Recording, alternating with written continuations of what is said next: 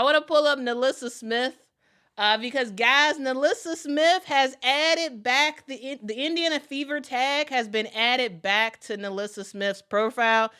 If y'all didn't know, NaLyssa, she actually removed the @Indiana Fever tag from her social media.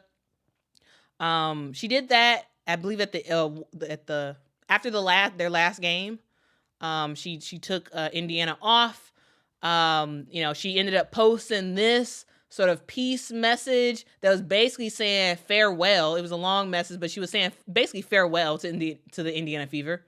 But times have changed. And with time, sometimes the heart changes a little bit when times change. And NaLyssa Smith has added back the Indiana Fever to her profile. She added that back, I believe, after Chrissy Sides got fired. I believe that's when she added it back.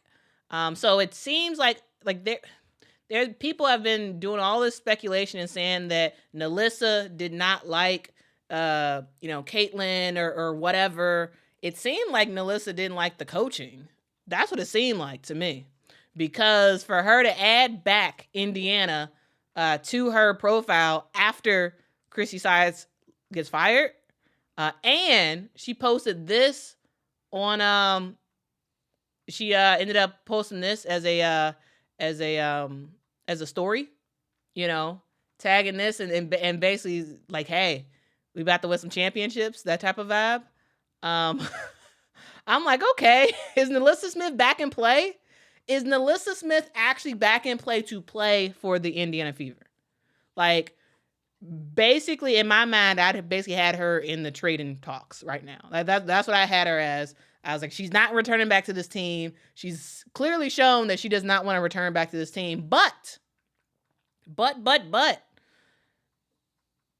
maybe she's back. Maybe she's back and on board. It seems that way with the decision for the Fever to hire Stephanie White.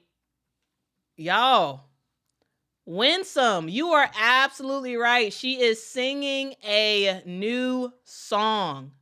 Yes. NaLyssa Smith is singing a new song. It's a different vibe. Now that they have a new coach. So I'm not saying that it's a lock that NaLyssa Smith is going to be on the 2025 WNBA Indiana Fever team. Like, I'm not saying that she's for sure going to be on the roster come 2025. But what I'm saying is it seems plausible now more than ever that she may be back.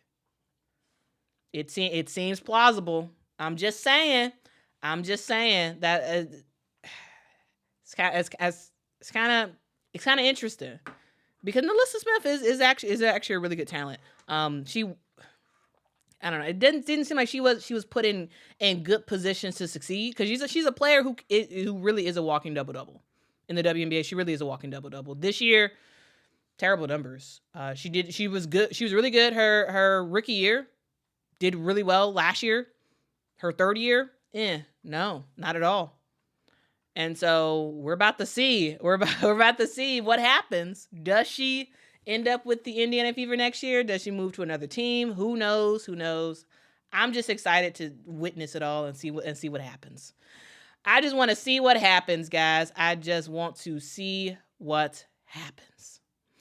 So yeah, that's the main story, guys. There's some speculation about like, okay, well, what's going to happen for everybody else, right?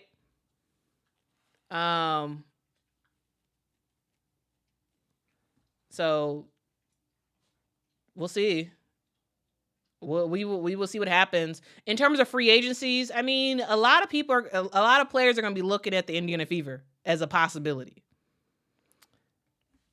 Satu Sabally.